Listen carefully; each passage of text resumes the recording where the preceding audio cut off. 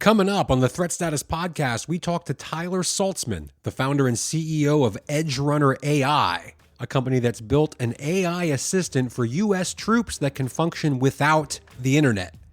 And we break down China's objections to the Golden Dome missile shield, the prospects of a renewed clash between Israel and Iran, and all of the fast-moving developments in President Trump's push for a Ukraine-Russia ceasefire. Don't forget to go to WashingtonTimes.com and sign up for the daily Threat Status newsletter.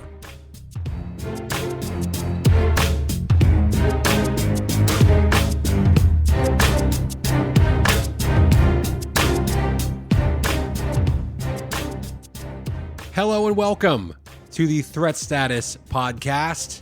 I'm your host, Ben Wolfgang, national security correspondent at the Washington Times. I am back this week and happy to be here on the show, and I'm joined as always by my esteemed co-host Guy Taylor, the national security editor here at the Times. Big thanks to Vaughn Calkane for stepping in last week in my absence, and to you, of course, Guy, for holding down the fort here on the show.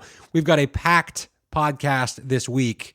Tyler Saltsman of EdgeRunner AI is coming up in just a bit to talk about his company's AI assistant for U.S. troops and broader issues of how reliant the U.S. has become on internet access, networks, satellites, and other capabilities vulnerable to an attack by an adversary like China. But before we get to that, Guy, first things first, as always, what's on your radar right now? Ben, it's great to have you back this week. It's great to be here with you on the podcast. I know you're going to give us a rundown of the ins and outs of President Trump's ongoing attempt to negotiate an end to the Russia-Ukraine war.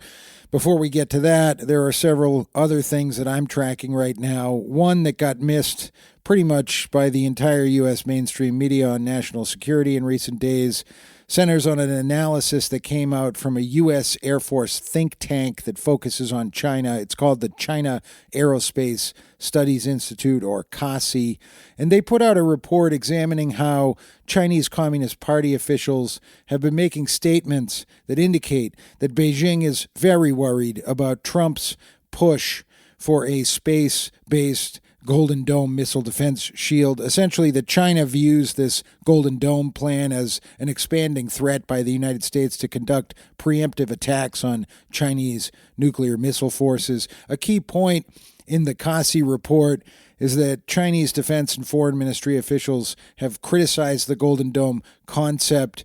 We've been reporting in Threat Status for months now that this concept is evolving to include space-based missile defense satellites and sensors. Chinese officials have claimed that it will lead to a major arms race in space.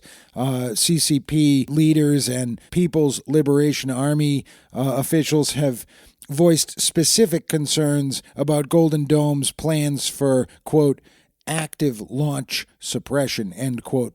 Listeners can go to the Threat Status pages where our own Bill Gertz wrote a deep dive piece on the CASI report, Ben. It's in the August 20 edition of the Threat Status Daily Newsletter. Interestingly, there is consensus among U.S. space officials and leaders of top American defense companies that it was, in fact, China and Russia who have been militarizing space with anti-satellite weaponry for more than a decade, and essentially it's time for the U.S. to move more quickly to develop advanced defensive and offensive capabilities in the futuristic domain. This was actually a topic that I reported on a few weeks back at the Aspen Security Forum, Ben.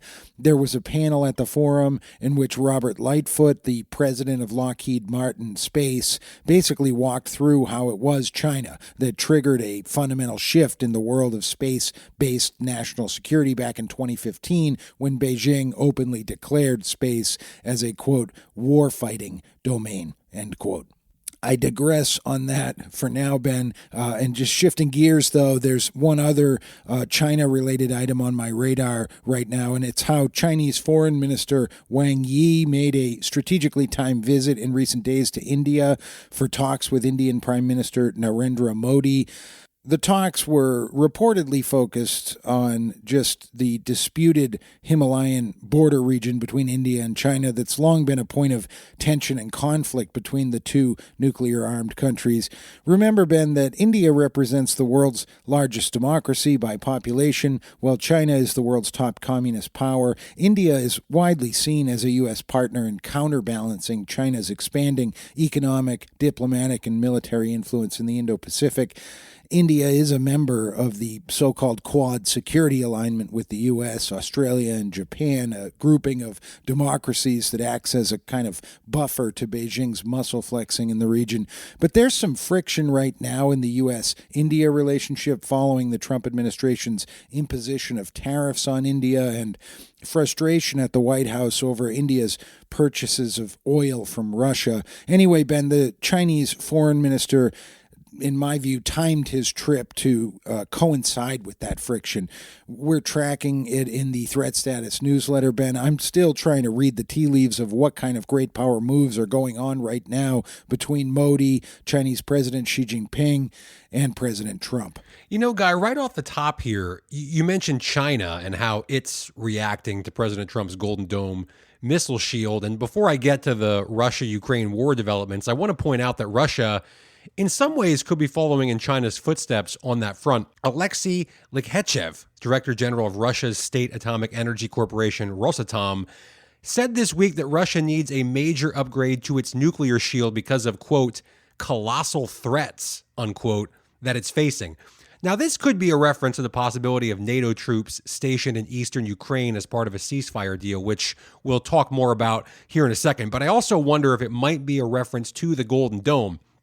Does this indicate that Russia, apparently like China, views Golden Dome as a potential offensive system that represents a threat to them? In other words, would Golden Dome capabilities in space fire missiles at Russia or China? That, of course, is not the point of the Golden Dome system at all, which we've covered extensively here in the show. And I don't know if I even believe that Russia or China actually think that's true in all seriousness. But I guess if they're looking for justifications or, provocations, or in this case, maybe a justification to put more money into its nuclear capabilities, maybe they can use the Golden Dome as that. But it's something worth keeping an eye on, how the adversaries that the Golden Dome is designed to protect against, how do they react to it?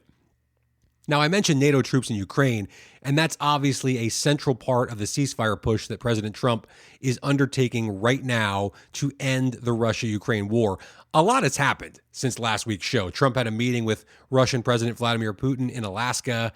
He had a meeting at the White House with Ukrainian President Volodymyr Zelensky and other European leaders earlier this week. He's trying to get a meeting set between Zelensky and Putin face-to-face in the same room, but as one might expect, that's proving to be a lot more difficult than perhaps the Trump administration anticipated. Now, what would a deal actually look like? What's on the table here? What are we talking about? For starters, Russia wants Ukraine's Donbas region, Luhansk and Donetsk provinces. They want that territory in what would essentially be a land swap. Later in the show, in our Threat of the Week segment, I'll break down in more detail how such a scenario would actually be a huge win for the Russian military, as they would establish new bases in the region and have greater reach into Europe and into the Black Sea. But setting that aside for just a second here, the other side of this equation would seem to be this idea of a NATO ground force in eastern Ukraine to all but guarantee that Russia couldn't ever invade again. President Trump has already said the U.S. won't send ground troops to take part in such a mission, but he hasn't ruled out air assets and other capabilities as part of it. The thinking, I guess, at its most fundamental level here is that Russia would never attack Ukraine again if there were NATO troops stationed there. I think that's kind of the thought process here, right? That, you wouldn't want to risk, if you're the Kremlin, saying, there's a chance here that we're going to kill Polish or German or French or British soldiers or spark a war with the whole alliance. So that's the trade-off. That's the security guarantee. Ukraine, if you give up this land, you'll get that guarantee that Russia, either can't or won't, depending on how you want to look at it, ever do this again, and this war is over. That seems to be what Trump wants to see happen here. But there are a few things that need to be kept in mind that could derail this whole thing. One, again, which we'll get to in more detail later, is what control of the Donbas means for Russian military power. Two, let's not forget that Russia, for the past 10 years or more, was using paramilitary forces, the Wagner Group, irregular warfare tactics, guys running around with no insignias on their jackets to sow chaos in the Donbass long before this current war began. So even if there's some kind of NATO-backed buffer zone and Russia, in theory, doesn't dare take actual kinetic military action against Ukraine because of that, I can all but guarantee you, Guy, that they would ramp up their irregular or asymmetric warfare efforts out of the Donbass, and almost certainly they would keep trying to undermine and eventually topple the Zelensky government in Kyiv. There's just a mountain of historical evidence suggesting that's exactly what they'll do. And I think it would be a real blunder strategically to turn a blind eye to that. But even if they don't, if you take a sort of rose-colored glasses optimistic scenario here, even if they don't, what are we talking about here from a European point of view? An indefinite deployment? We're already hearing some reluctance from European capitals about this. Nobody really, I think, wants to sign up for an indefinite deployment into Ukraine on the doorstep of the world's leading nuclear power, Russia. They deserve credit, some of these countries, for being willing to do that to some degree. But let's be honest here, this is expensive. It's potentially dangerous. It could become politically unpopular back home, especially if something were to go wrong and one of their soldiers were injured or killed. So there's just a lot of moving parts here. And the last one is this, and it's always worth keeping in mind here. There is a really strong right-wing nationalist contingent in Russia that sees this war as necessary to the very survival of their country. They see this land in Ukraine as theirs and that they have a fundamental right to it. In some ways, a peace deal that gives them that land would only reinforce that view. And as someone who spent, probably too much time reading the writings of the Russian philosopher Alexander Dugin, the guy who's known as Putin's brain, and others like him, I can tell you there's a pretty high likelihood that Russia would then want to reclaim other land it sees as its own across potentially not even just Ukraine, but deeper into Europe.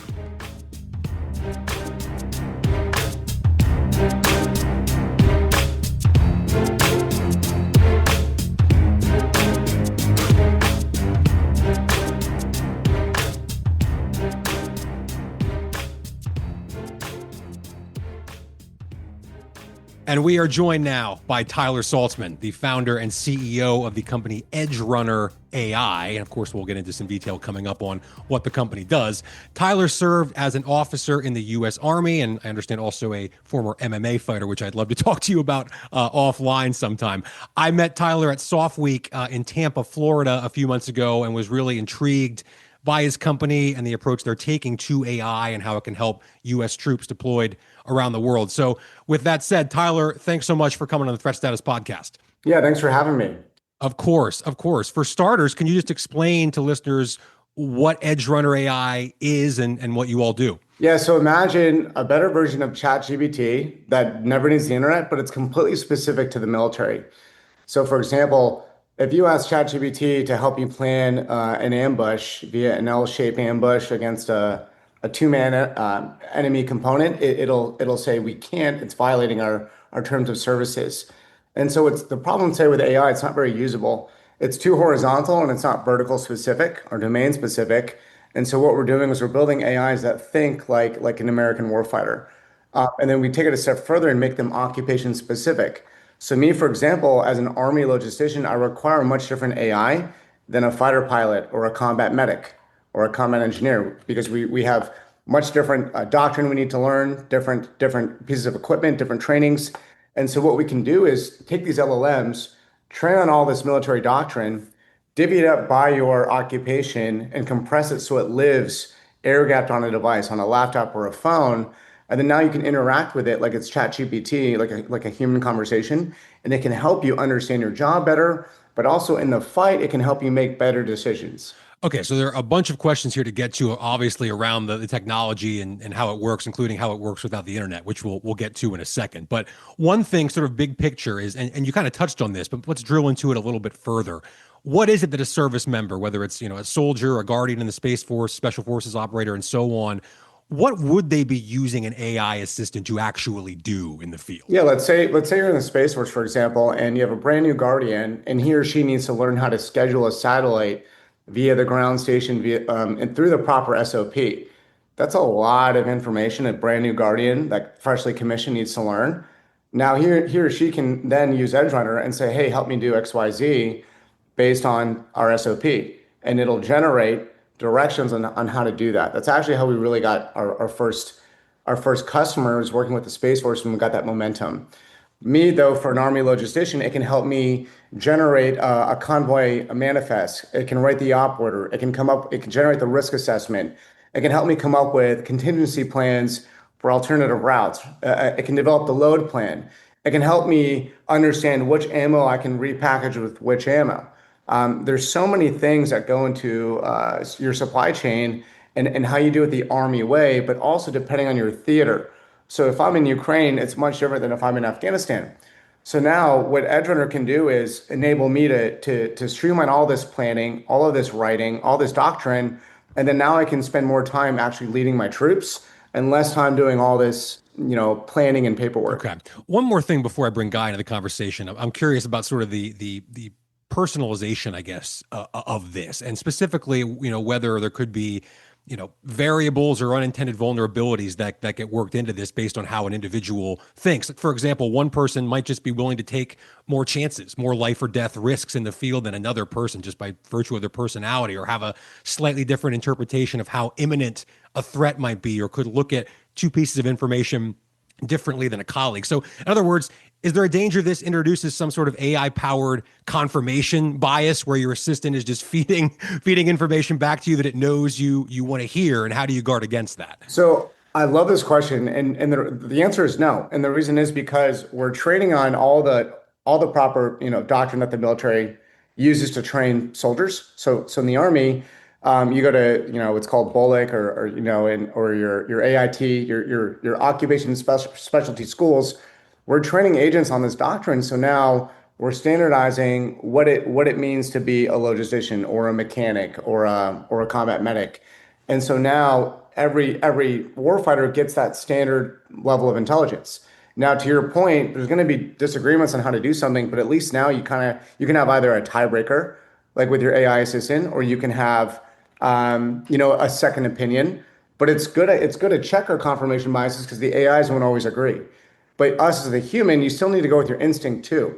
So you can't just blindly follow the AIs either, just like you can't blindly follow your NCO or you blindly follow your lieutenant because she can get people killed as well. Tyler, it's Guy Taylor. I was looking at your website, and maybe you've already explained this a little, I think, in your first answer, but it could be that I'm just a bit of a Luddite. Something jumps out at me. The site says EdgeRunner provides a chat GPT-like experience without requiring internet. It runs 100% locally and privately. How exactly does that work? Can you walk us through how an AI assistant can function without the internet? Is it like a self-contained robot mind? So if we look at ChatGPT, it's powered by GPT-5 now. GPT-5 is a very big LLM, probably hundreds of billions of parameters, if not a trillion parameters. And think of a parameter as like a little switch that sort of defines the model. Now, as you tweak these parameters, you get different behavior in the LLM. Not to mention, it's been trained on basically all of the internet transcribed into words. So the problem with that is you have this massive model that requires data center level compute and connectivity, and it's been trained on a corpus of data with lots of harmful biases because there's tons of horrible things on the internet. What we do is we create our own data sets with military doctrine, but also things like we bake Greek mythology in, Roman legionnaires, Bushido code, Jesus Christ, things that shape our Western values.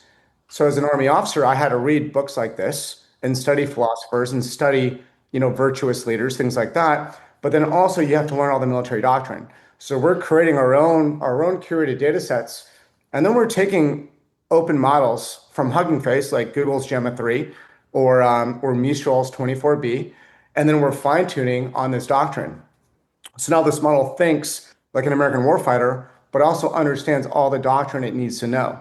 Just like when I was in school, I had to read these philosophy books, but I also had to learn all the military doctrine of how to do my job as an Army logistician, which is very different from an Air Force logistician because it's two different ways of doing business. But the good thing is the military has all this data. It's not top secret data by any means. We just need to get access to it, and then we train on it. Now, what we're able to do really well, though, is these big mega models that require data center level hosting. We're very good at shrinking them, and that's called distillation and pruning. So we shrink these models and we rip out a bunch of garbage that you don't need, and then we train on the data set. So now this can live right on your device with under 16 gigs of VRAM, which is pretty small. Most computers have 16 to 32 gigs of VRAM, if not more. So now it lives right on your laptop or phone like it's Microsoft, Office 365 with no internet. How vulnerable do you see the United States and its allies being right now in terms of reliance on systems that are tied to the internet and tied in a way that could be hacked or tampered with or compromised by an attack on U.S. satellites in orbit, for example? It feels like there's this movement in the defense industry to build these compartmentalized solutions that can operate in their own box without being tied to outside networks. I guess my question is, are we currently too vulnerable because of that existing reliance on internet connections, networks, and satellites, in your opinion? That's right. Like all of our best tools, like Palantir, for example, if you want to use that at the tactical edge, you need Starlink. But now you have attack vectors right there with Starlink and Palantir. Also, problems with like Palantir, they're very good at mining all this data and providing you insights. But again, it requires connectivity and lots of compute. Palantir can't live on your device, nor can it function like an expert AI assistant because Palantir isn't powered by LLMs that are domain specific to the warfighter. So that's to your point, to your question, absolutely. We have way too much reliance on connectivity, and even with the connectivity, it's very poor. So if I am too reliant on these tools that require connectivity and they go down, I'm kind of SOL. I want to ask you about the symmetry and homogeneity, I think, in that this kind of elusive world of or evolving world of large language models. Do you see risks emerging if we have a lot of different really smart companies like yours developing products with their own large language models, or is that a good thing? I see good and bad. So the risk is, who am I to be the arbiter of truth of what a warfighter needs? Like, I'm just a guy. Now, but here's the upside. If you can audit the data set and understand how we train these LLMs and these agents, and you can see what went into them, now, now we have something compelling. Because now the DoD can actually audit the biases, audit the data set, understand what goes into it. So let's say AI is wrong via an incorrect hallucination. We can now at least audit and understand the calculation that caused that hallucination. So we need to build these tools because here's the thing. AIs can make us so much better in the fight, especially because their ability to retrieve information and remember knowledge and then help us apply it. Like, for example, think of it like case law with lawyers. The best lawyers are the ones that can recite case law from 1975 and relay it to something that's happening right now. Now, same thing kind of in the military. It's like the best leaders are the ones that have all this experience on different deployments, and then they can recite kind of like case law with the military on how to conduct a mission that was similar to this one in Afghanistan and RC North, and let's compare it to Ukraine. And now with AIs, we can compress all of this knowledge, and now you sort of have these experts in a bottle. And then I can interact with it like it's ChatGPT, but it's not, you don't have to take it as like, as the word of God. But it's a very good baseline of what right could look like. And it helps us be creative in our mission planning, but also in also, checking our own confirmation biases. Tyler, I have a couple of sort of big picture, almost philosophical questions about AI that I'm really curious to get your opinion on. One is just sort of levels of human interaction, and I'm curious, as somebody who obviously served. I didn't serve, but I would imagine that when, especially if you're deployed to a combat zone or in the field somewhere, you develop camaraderie and friendships and relationships with other people, the men and women serving with you. Is there's a danger, I think, for all of us in society that we start having, AI girlfriends and talking to our phones more than we already do. Is that a danger you think with things like this, that if I have an AI assistant, is that going to actually cut into time that I would actually be trying to problem solve and thereby develop relationships with other living, breathing human beings? So I love this question because you make a great point, like with that character AI is doing, like with your avatar and like your friend or girlfriend. I think that's terrifying. That's horrible for kids. But now for this, for the military, what I like about this is I can spend way less time on completing the tasks I need to complete and more time with my soldiers. So it could actually work the other way and increase your That's camaraderie and right. friendship. Okay. But you're absolutely right, though, with like these AI girlfriends and avatars and friends. I think it's horrible. Also, like look at ChatGPT. If you're a child and you're asking ChatGPT something and your parent disagrees, well, what if that child is they want to go with what ChatGPT says? And that's very dangerous. And what I worry is, humans are funny. They hate religion right now, right? So what happens when you exterminate God out of religion or out of government rather? You have Stalin. He rose into power by exterminating the clergy and replacing it with the state. Mother Russia, they worship the state. They no longer worship God. Chairman Mao, same thing. Get rid of God, you worship the state. What I worry now is we remove God, we worship these AIs. And if these AIs are saying something batshit crazy and little kids are prompting them for help, we now have a problem where children might not listen to their parents. And this could be very bad for society. Now, I don't want to be overly philosophical here, but No, we love it. I actually think you're hit on something we talk about on the sidelines of the podcast. So we've been trying to figure out how to get into, which is the whole definition of God in the AI universe. In the people used to say the metaverse, but now I mean it's all moving very. Anyway, I'm glad you bring it up. It's really interesting stuff. and I'm not a religious guy, and I don't go to church, but imagine now, like you could have an AI that just trains on all the things Christ taught and said, and now all these corrupt churches and preachers and priests, they can be exposed because now you can't manipulate the word of God to prey on people because Christ, let's say he's one of the greatest philosophers of all time. He said not to do X, Y, Z, yet you see all these churches doing these things. Same thing with like toxic military leaders. We can now challenge some things based on all the doctrine we've trained on, and now we have a good baseline of what is right and what is wrong, like a North Star.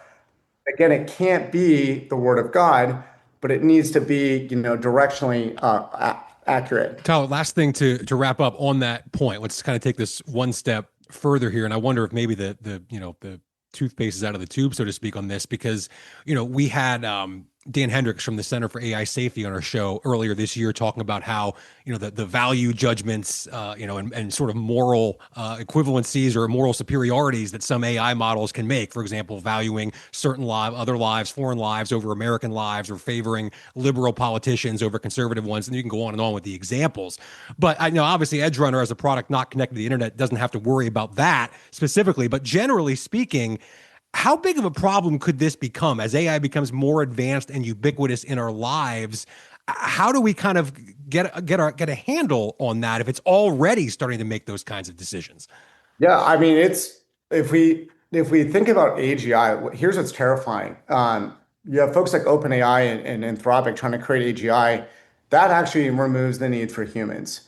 And AGI, we define AGI by does AI have a conscious and can it invent new tools to problem solve? AGI meaning generalized intelligence. Yeah. That's right, artificial generalized intelligence. Now that I'd say that is a bigger threat to us than nuclear, warheads. It could bring down society as we know it. It could take down our power grid. It could destroy our financial system. It could send us into a tailspin. It could disarm all of our weapon systems to defend our country. And so that's terrifying. But even things like ChatGPT are very toxic. So yeah, I'd say we need to start thinking about this. And we can't just let, 3 or 4 big tech firms control this.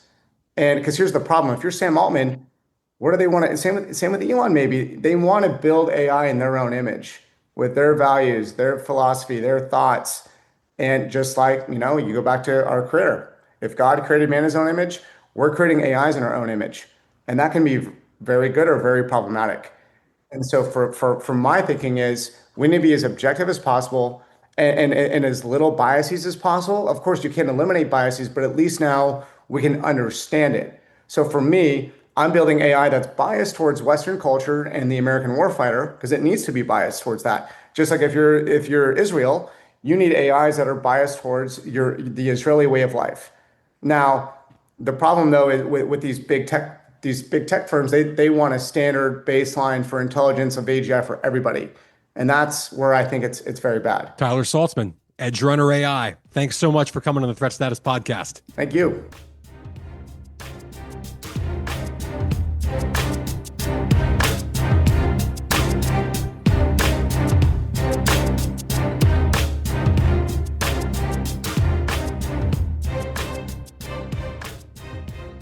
And it's time now for Threat of the Week, our weekly segment here in the show where Guy and I each identify a threat, whether it's here at home domestically or in some corner of the world that we think is impacting U.S. national security right now this week as you all are listening to the show.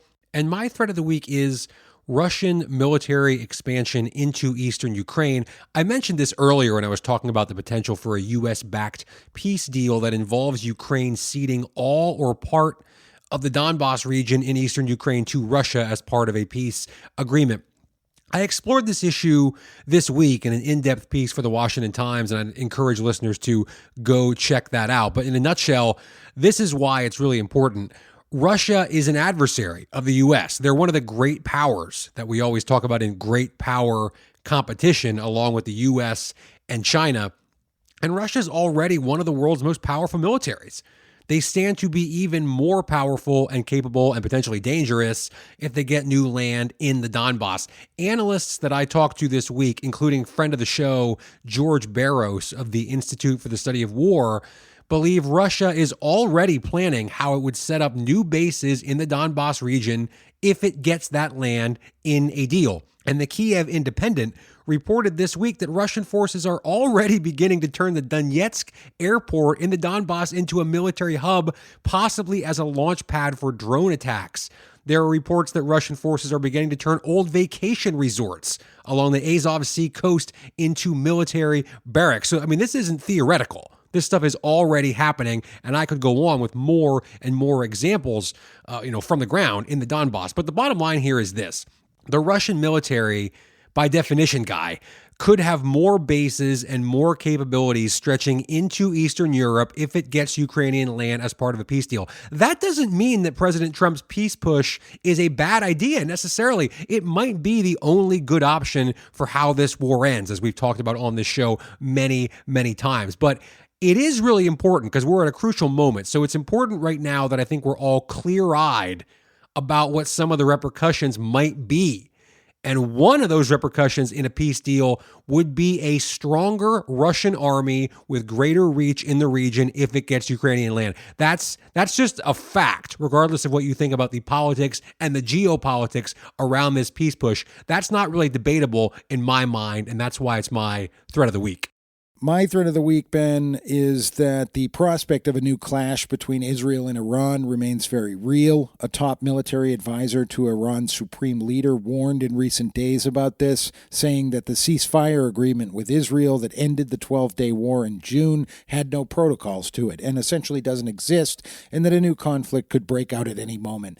Of course, this could all be bluster from Iran at a moment when Tehran appears to be moving toward re-entering possible nuclear diplomacy with Europe and the U.S. I think Iranian leaders want leverage. They want to show that Iran was not totally beaten down by the U.S. bombing of Iranian nuclear sites in June. But it's all a bit worrisome, Ben. And my threat of the week is that the prospect of a new clash between Israel and Iran remains very real. Yeah, that's a good one. I mean, look, it's another reminder that, peace deals and agreements and ceasefires are often very temporary, and that's worth keeping in mind, I think, with respect to Israel and Iran, and certainly with whatever happens here on out from the perspective of the Russia and Ukraine war. So thank you for that. A huge thank you to Tyler Saltsman from EdgeRunner AI for that really fascinating interview about his company and what they're doing with AI assistance for U.S. troops. A big thanks to all of you, of course, our listeners. Please go ahead, hit that subscribe button, share the show with all of your friends, and Guy and I will be back next week on the Threat Status Podcast.